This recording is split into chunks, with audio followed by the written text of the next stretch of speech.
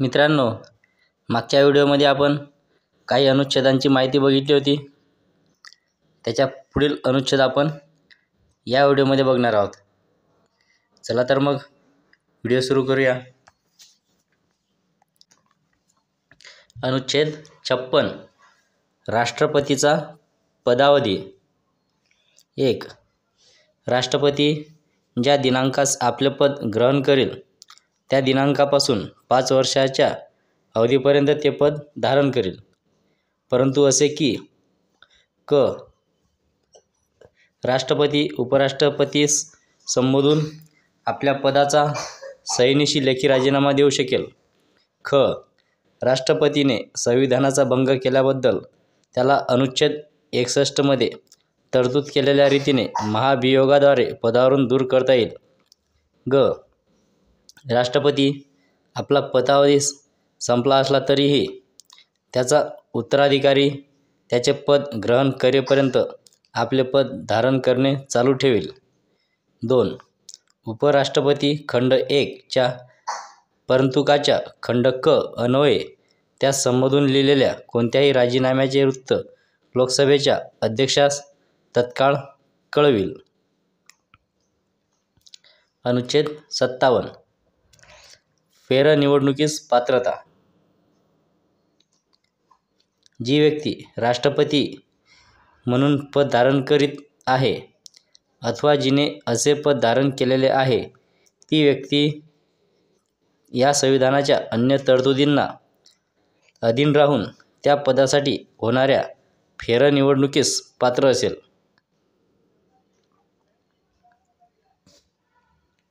अनुच्छेद 58 राष्ट्रपतीपदाच्या निवडणुकीसाठी अर्हता. 1. कोणतीही व्यक्ती क. भारतीय नागरिक. ख. 35 वर्षे पूर्ण वयाची आणि ग. लोकसभा सदस्य म्हणून निवडून येण्यास अर्हता प्राप्त असल्याखेरीज राष्ट्रपतीपदाच्या निवडणुकीस पात्र असणार नाही. 2.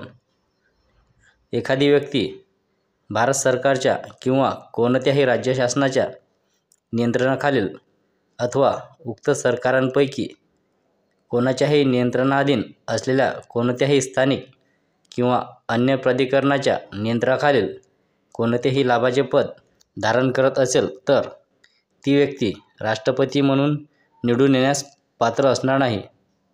स्पष्टीकरण. या अनुच्छेदाच्या प्रयोजनांकरता केवळ एखादी व्यक्ती ही संघराज्याचा राष्ट्रपती किंवा उपराष्ट्रपती अथवा कोणत्याही राज्याचा राज्यपाल आहे अथवा संघराज्याचा किंवा कोणत्याही राज्याचा मंत्री आहे एवढ्याच कारणाने ती एखादे लाभाचे पद धारण करते असले मानले जाणार नाही. संविधान 7वी सुधारणा अधिनियम 1956 याच्या कलम 29 व अनुसूची यांद्वारे किंवा राजप्रमुख किंवा उपराजप्रमुख हा मजकूर गाळला. अनुच्छेद 59 राष्ट्रपती पदाच्या शर्ती. 1. राष्ट्रपती संसदेच्या कोणत्याही सभागृहाचा किंवा कोणत्याही राज्याच्या विधानमंडळाच्या सभागृहाचा सदस्य असणार नाही आणि संसदेच्या कोणत्याही सभागृहाचा किंवा कोणत्याही राज्याच्या विधानमंडळाच्या सभागृहाचा सदस्य राष्ट्रपती म्हणून निवडून आला तर तो राष्ट्रपती म्हणून आपले पद ग्रहण करील त्या दिनांकास त्याने त्या सभागृहातील आपली जागा रिक्त केली असल्याचे मानण्यात येईल. 2. राष्ट्रपती अन्य कोणतेही लाभपद धारण करणार नाही. 3. राष्ट्रपती आपल्या अधिकृत निवासस्थानाचा निवास शुल्क न देता वापर करण्यास हक्कदार असेल आणि संसद कायद्याद्वारे ठरविल अशा वित्तलब्धी, भत्ते व विशेषाधिकार यांचाही हक्कदार असेल आणि त्या संबंधात त्याप्रमाणे तरतूद केली जाईपर्यंत दुसऱ्या अनुसूचीत विनिर्दिष्ट केलेल्या अशा वित्तलब्धी, भत्ते व विशेषाधिकार यांना तो हक्कदार असेल. 4. राष्ट्रपतीची वित्तलब्धी आणि भत्ते त्याच्या पदावधीत कमी केले जाणार नाहीत.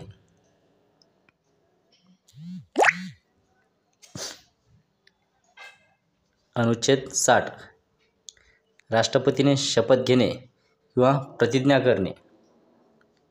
प्रत्येक राष्ट्रपती व राष्ट्रपती म्हणून कार्य करणारी किंवा राष्ट्रपतीची कार्य पार पाडणारी प्रत्येक व्यक्ती आपले पद ग्रहण करण्यापूर्वी भारताच्या मुख्य न्यायमूर्तीच्या समक्ष किंवा तो अनुपस्थित असेल तर सर्वोच्च न्यायालयाच्या उपलब्ध ज्येष्ठतम न्यायमूर्तीच्या समक्ष पुढील नमुन्यानुसार शपथ घेऊन किंवा प्रतिज्ञा करून त्याखाली सही करेल. ती म्हणजे अशी: ईश्वर साक्ष शपथ घेतो की मी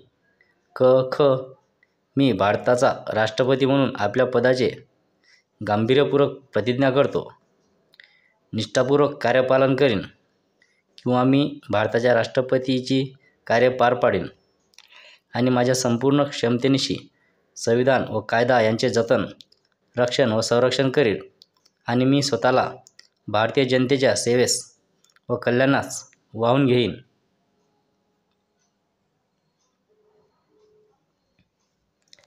अनुच्छेद 61. राष्ट्रपतीवरील महाभियोगाची कार्यपद्धती. 1. संविधानाच्या उल्लंघनाबद्दल राष्ट्रपतीवर महाभियोग लावायचा असेल तेव्हा त्यासंबंधीचा दोषारोप संसदेच्या कोणत्याही सभागृहाकडून करण्यात येईल. 2. असा दोषारोप करण्याचा प्रस्ताव एखाद्या ठरावात अंतर्भूत करून तो ठराव मांडण्याचा आपला उद्देश असल्याबद्दल त्या सभागृहातील एकूण सदस्य संख्येच्या किमान 1/4 सदस्यांनी स्वाक्षरित केलेली निदान 14 दिवसांची लेखी नोटीस दिली गेल्यानंतर तो मांडला गेल्याखेरीज. आणि असा ठराव त्या सभागृहाच्या एकूण सदस्य संख्येच्या किमान 2/3 सदस्यांच्या बहुमताने पारित करण्यात आल्याखेरीज असा कोणत्याही दोषारोप केला जाणार नाही. 3. संसदेच्या कोणत्याही सभागृहाकडून याप्रमाणे दोषारोप करण्यात येईल तेव्हा दुसरे सभागृह त्या दोषारोपाचे अन्वेषण करेल किंवा करण्याची व्यवस्था करेल आणि राष्ट्रपतीस अशा अन्वेषणाच्या वेळी हजर राहण्याचा व आपली बाजू मांडण्याचा हक्क असेल. 4. जर अन्वेषणांती राष्ट्रपतीच्या विरुद्ध करण्यात आलेला दोषारोप सिद्ध झाला आहे असे घोषित करणारा ठराव ज्या सभागृहाने दोषारोपाचे अन्वेषण केले होते किंवा करण्याची व्यवस्था केली होती त्या सभागृहाच्या एकूण सदस्य संख्येच्या किमान 2/3 सदस्यांच्या बहुमताने पारित झाला तर अशा ठरावाच्या परिणामी राष्ट्रपतीस तो ठराव याप्रमाणे पारित झाल्याच्या दिनांकास व तेव्हापासून त्याच्या पदावरून दूर केले जाईल.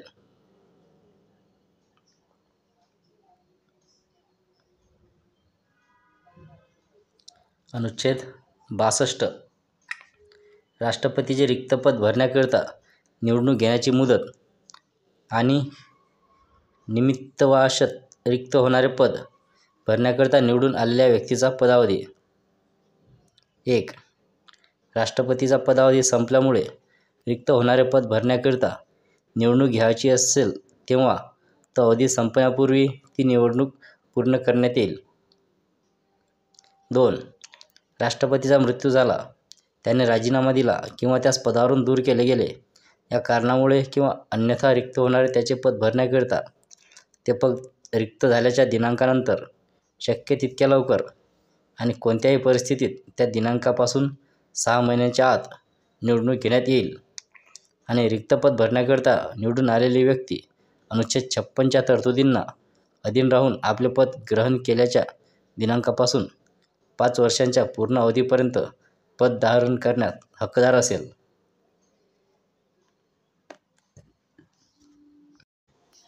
मित्रांनो, याच्या पुढील अनुच्छेदांची माहिती आपण पुढच्या व्हिडिओमध्ये बघणार आहोत. हॅलो फ्रेंड, मी आहे तुमचा मित्र जनार्दन इंगळे. आशा आहे आजचा व्हिडिओ तुम्हाला आवडला असेल. असेच नवीन व्हिडिओ बघण्यासाठी, शिकण्यासाठी, हसण्यासाठी आमच्या चॅनलला सबस्क्राईब करा आणि हो, बेल आयकॉन प्रेस करायला विसरू नका. थँक्यू.